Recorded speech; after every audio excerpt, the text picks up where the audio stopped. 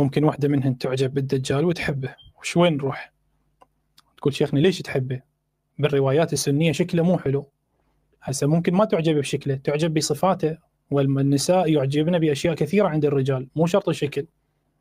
فإذا شافته هو مو حلو بس يطلع الكنوز من الذهب، هلا ولا الموضوع بذهب هلا وتشوفه يمطر الدنيا متى ما يعجبه، ويتحكم بالحيوانات.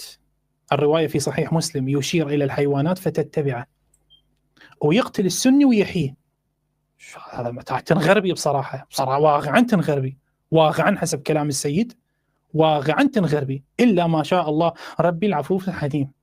واقعا تنغربي، موضوع بذهب بماشية بحيوانات، بدياي بياموس ببقرة بمطر بشرم الشيخ بالمالديف بكل شيء بعجب تروح تركض